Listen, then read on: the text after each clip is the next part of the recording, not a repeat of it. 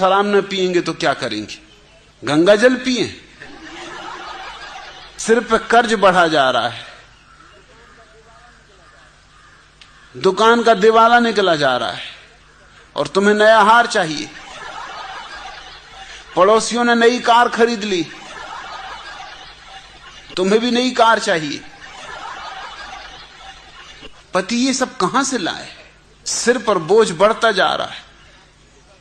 इस बोझ को उतारने के लिए शराब पी लेता, थोड़ी देर को भूल जाता है, संसार के बाहर हो जाता है, थोड़ी देर कल्पनाओं के जाल में अपने को डुबा लेता है। तुम ये भी मौका उसको नहीं देना चाहती। तुम्हारा दिल है कि ये बोझ ढोके और बैठ के हनुमान जी की मड़िया में पूजा करे। एक तो वैसी छाती पे पत्थर रखा और हनुमान जी को और बिठाल दो। वैसे ही मरे जा रहे हैं और अब घंटी बजाओ। वैसे ही प्राण निकले जा रहे हैं और तुम चाहती हो कि बैठ के माला जपो। पति के जीवन को थोड़ा हल्का करो, पति के जीवन से थोड़ी कठिनाइयां कम करो। संसार में वैसे ही कष्ट बहुत हैं, क्यों और कष्ट देना? उनके जीवन को थोड़ा हल्का बनाओ, आरामदायक बनाओ, तो शायद शराब छूट भी जाए। वो शराब पीते क्यों है ये पूछो, तो शायद शराब छूट भी जाए। मुल्ला ने कहा मेरा दिवाला निकला जा रहा है, इस साल दिवाली नहीं होनी, दिवाला होना है। एयर कंडीशन कार कहां से लाऊं? सो उससे बेहतर है खिड़कियां बंद ही करके बैठा हूं कि हो सकता है कि उसके पहले मैं ही मर जाऊं, झंझट मिटे। अब ऐसे आदमी अगर न पीने लगे शराब तो और क्या करें? मैं देखता हूं कि पति मरा जा रहा है और स्त्रियों की साड़ियों के ढेर लगे जा रहे हैं। पति पे क्या गुजर रही है? तुम्हें पति की चिंताओं का कुछ ख्याल है?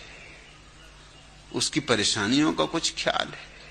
उसकी परेशानियों में तुम भागीदार हो? उसकी परेशानियों को कम करने में तुमने कुछ उपाय किया है? अगर नहीं तो क्यों उसके पीछे पड़ना? पी लेने दो, कोई गुनाह नहीं कर रहा, कोई बहुत बड़ा पाप नहीं हुआ जा रहा। थोड़ी देर पी के सो जाता है, ठीक है, राहत मिल जाती है। कल फिर काम के योग्य हो जाता है, फिर साड़ी खरीद के लाएगा, फिर जेवर बनवाएगा, फिर दौड़ धूप में लग जाएगा। तुम मुझसे पूछ रहे हो कि इनकी शराब कैसे छुड़वानी? छुड़वा के फिर क्या होगा? फिर मुझे दोष मत देना।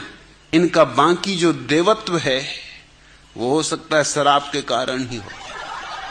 शराब छोड़ के अगर इनका काम धंधा चौपट हो जाए तो मेरा जुम्मा नहीं। अगर इस सब की तुम्हारी तैयारी हो बर्बादी की तो ले आना अपने पति देवता को। मैं भी कोशिश करूंगा, और मेरी कोशिश अक्सर काम आ जाती है, इसका ख्याल रखना। फिर मुझसे मत कहना कि अब इनको समझा दो कि भैया तुम पियो, फिर बहुत मुश्किल हो जाएगा। सुधारना आसान है, बिगाड़ना बहुत मुश्किल है।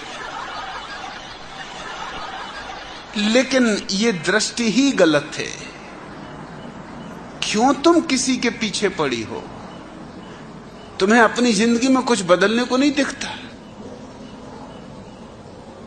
तुम शांत हो, तुम ध्यान करो, तुम प्रार्थना में डूबो, और तुम्हारे पति को कोई अड़चन होगी तो वो खुद ही पूछेंगे। तुम्हें क्यों पूछना?